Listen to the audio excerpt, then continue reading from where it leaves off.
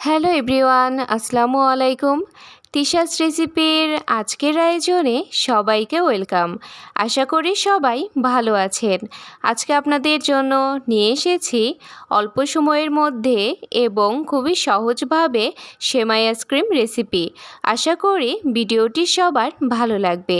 চলুন আর কথা না বাড়িয়ে শুরু করা যাক। সেমাই আইসক্রিম তৈরি করার জন্য এখানে আমি সেমাই নিয়েছি। এই সেমাইগুলোকে আমি হাতের সাহায্যে ছোট ছোট করে ভেঙে নিয়েছি। এবার চুলায় একটা প্যান বসিয়ে দিয়েছি। এবার দিয়ে দিচ্ছি ঘি। এবার আমি সেমাইগুলো হালকাভাবে ভেজে নিব।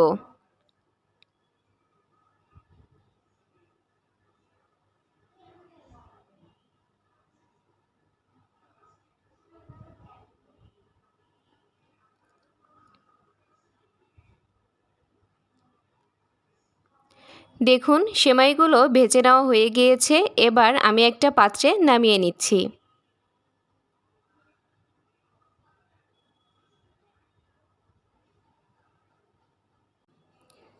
এবার চুলায় একটা হাঁড়ি বসিয়ে দিয়েছি। এখানে আমি হাফ লিটার পরিমাণ দুধ নিয়েছি।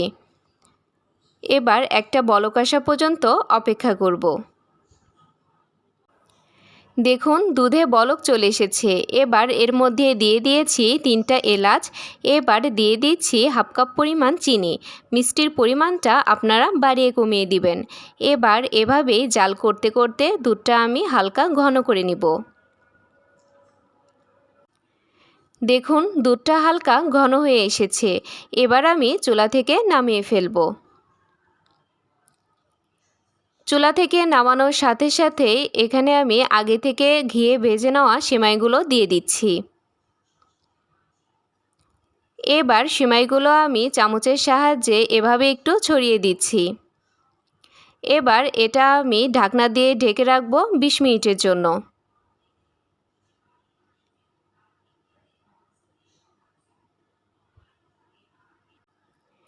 এবার এখানে আমি এই ধরনের আইসক্রিমের মল্ট নিয়েছি। এবার উপর থেকে কাঠিগুলো আমি সরিয়ে ফেলছি। যেহেতু আমি দোকানের মতো লুক দিতে চাচ্ছি, তাই আমি এই ধরনের কাঠি এখানে ব্যবহার করব। আর এরই মাঝে দুধ এবং সেমাইটা ঠান্ডা হয়ে গিয়েছে। এবার আমি আইসক্রিম মল্টের মধ্যে ঢেলে নিচ্ছি।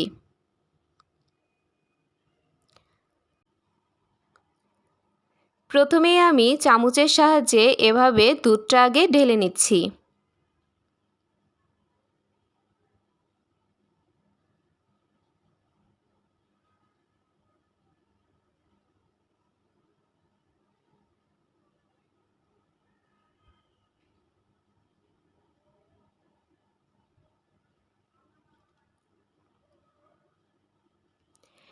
এবার আমি সেমাইগুলো দিয়ে দিচ্ছি।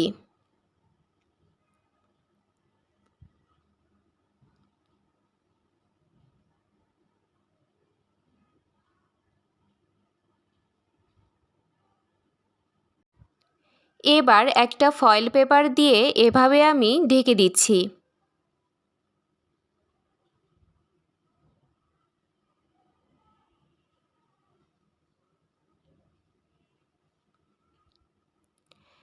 এবার একটা ছুরির সাহায্যে এভাবে আমি ছিদ্র করে নিচ্ছি।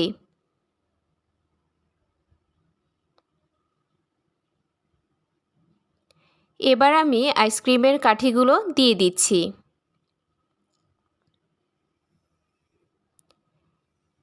এবার এগুলো আমি ডিপ ফ্রিজে রেখে দেব 12 ঘন্টার জন্য। 12 ঘন্টা পরে দেখুন আইসক্রিমগুলো ভালোভাবে জমে গিয়েছে। এবার উপর থেকে আমি ফয়েল পেপারটা সরিয়ে ফেলছি।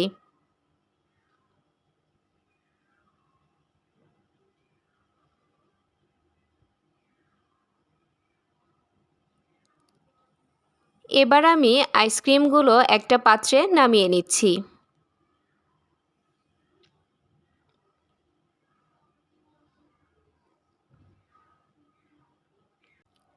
তৈরি হয়ে গেল অল্প সময়ের মধ্যে এবং খুবই সহজভাবে সেমাই আইসক্রিম। আপনারা বাসায় অবশ্যই এভাবে বানিয়ে খাবেন এবং খেয়ে কেমন লেগেছে আমাকে কমেন্ট করে জানাবেন। আজকের ভিডিও এই পর্যন্তই। সবাই ভালো থাকবেন, সুস্থ থাকবেন এবং অবশ্যই আমার চ্যানেলটা সাবস্ক্রাইব করে আমার পাশে থাকবেন। আল্লাহ হাফেজ।